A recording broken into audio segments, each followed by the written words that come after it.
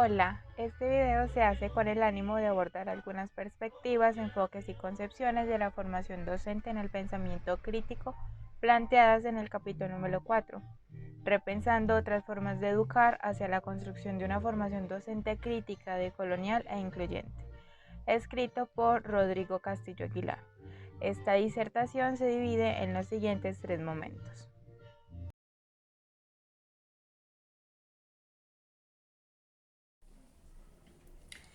Este primer apartado tiene como finalidad relacionar algunos elementos contextuales enmarcados en la construcción y reproducción de un conocimiento hegemónico con la educación institucional en la actualidad. La educación en la actualidad, principalmente en Latinoamérica, se ha venido sometiendo a dos recientes reformas: la inclusión de la noción de competencias y las reformas laborales para la evaluación docente. La primera permite la formación de sujetos integrales capacitados para enfrentar la globalización y la solución de problemas tanto productivos como sociales.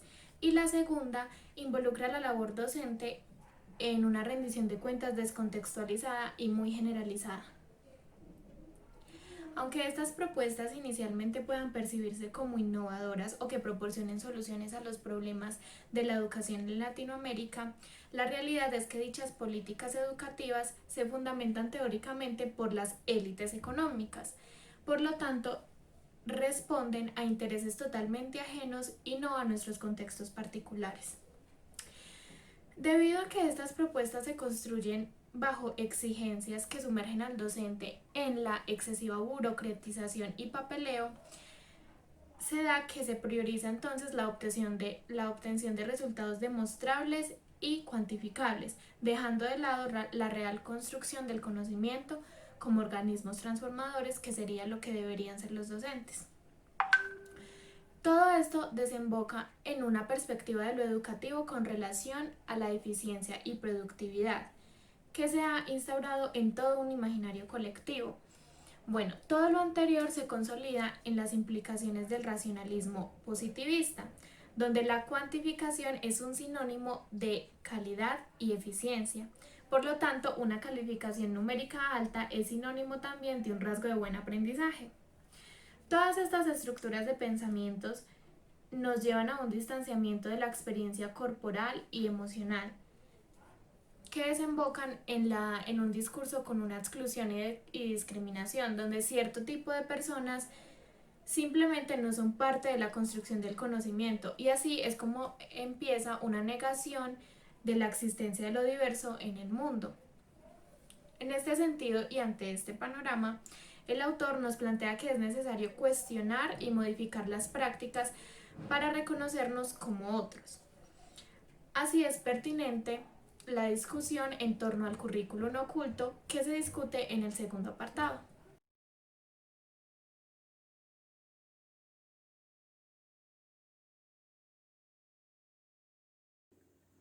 Como explicó mi compañera anteriormente, en este apartado se hablará sobre el currículum oculto y sus normas cegadoras y opresoras. Para ello se responderán a tres momentos claves. En primer lugar, se responderá a la pregunta sobre qué es el currículum. Bueno, para este autor, el currículum es un concepto clave para comprender la práctica educativa y su función socializadora.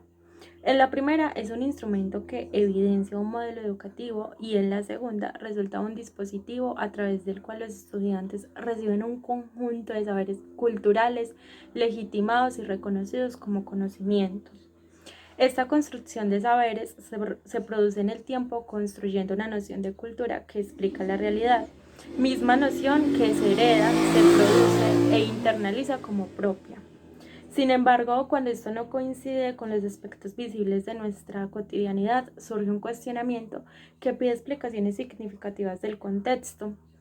Desde esta perspectiva, el sistema educativo reproduce culturalmente y de este modo moldea, socializa y pone reglas y pautas al comportamiento de sus estudiantes. Esto se debe a que el lenguaje y la escuela no suelen ser elementos neutrales y tienen una carga política e ideológica como herramienta de orden social. Bueno, en segundo lugar tenemos la pregunta sobre qué es currículum oculto. Bueno, de acuerdo a lo anterior, el currículum oculto responde a prácticas interiorizadas en el aula que se impone, las cuales imponen pautas tradicionales. Estas pautas transmiten habilidades, destrezas y valores acordes a la construcción social y una identidad homogénea del hombre.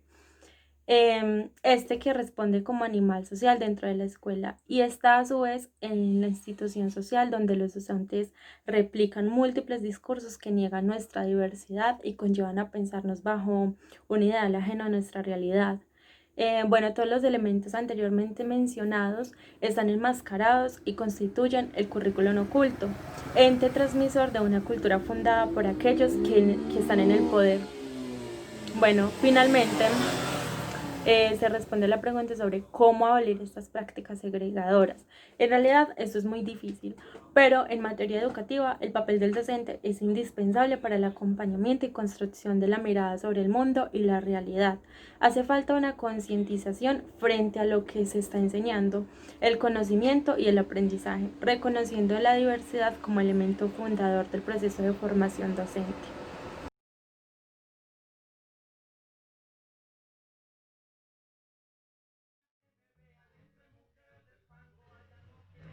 En este último apartado nos dice que es necesario que el acto educativo recupere la noción humanística y crítica del conocimiento, su construcción y transmisión.